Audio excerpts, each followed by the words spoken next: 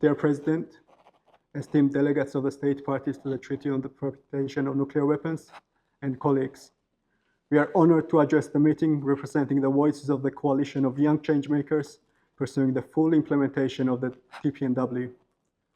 As we reflect on the 18th anniversary of atomic bombings of Hiroshima and Nagasaki and the significant milestones of Nihon Hidankyo receiving the Nobel Peace Prize, we would like to express our deepest gratitude towards Hibakusha of Hiroshima and Nagasaki, as well as the communities affected by development, testing, and use of nuclear weapons worldwide for bravely sharing their testimonies and their long-standing advocacy for a world without nuclear weapons.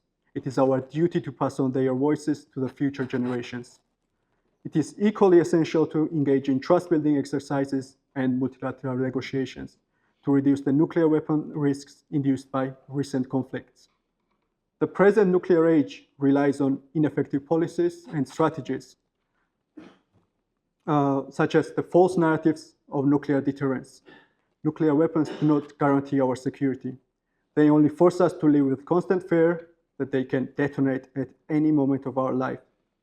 That is precisely why we stand by our firm belief that only through dialogue, trust, peace, and disarmament education can we truly secure ourselves. The nuclear disarmament movement is urged to strengthen collaboration with local institutions, invest in para-diplomacy, and actively promote initiatives that engage civil society and local institutions. Grassroots advocacy, amplified by municipal authorities, can play a crucial role in advancing the success of the TPNW. For disarmament efforts to be inclusive and to widen the cause for the abolition of nuclear weapons, young people must be given the tools and knowledge to do so, necessitating further investment and a more targeted approach.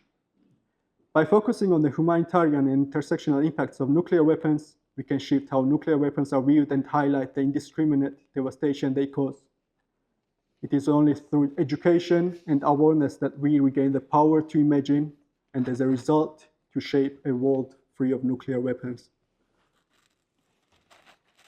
Distinguished delegates, as youth, resolute in our commitment to live in a world of peace and human security, we ask you to undertake the following. 1.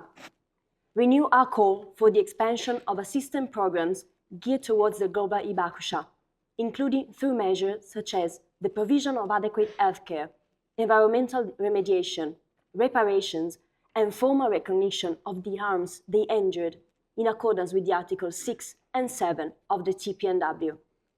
2. Support the proposed World Health Assembly resolution renewing the WHO's 1987 report on the effects of nuclear war on health and the 2024 UNGA resolution on nuclear war effects.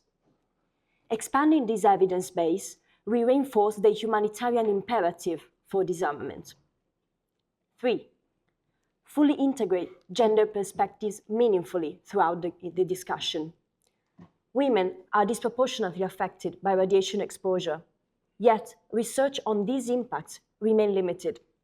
We urge dedicated studies on gender health consequences and call for gender parity in disarmament decision-making. 4. Preserve the global Hibakusha's right to truth and memory by engaging nuclear weapons states to work on declassifying documents on nuclear weapons testing, digitize them, and store them in publicly available, easily accessible, and widely diverged databases as part of the effort of facilitating research on the humanitarian impact of nuclear weapons. 5. Ensure meaningful youth participation and include a minimum 20% youth representation quota in intersectional working groups and states delegations to the TPNW.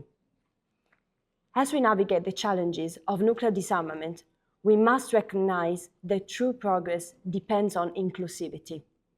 Youth must be active contributors, shaping a safer and more sustainable future. 6. Provide increased financial and logistical support to ensure their participation in disarmament discussions, as civil society and affected communities face systemic barriers, including financial constraints and visa restrictions. State parties should collaborate with civil society to facilitate visa processes enabling delegates to attend key events in person. 7. Call for greater diplomatic pressure on nuclear-armed states to engage with the TPNW in pursuit of achieving the goals of universalization set forth in Article 12.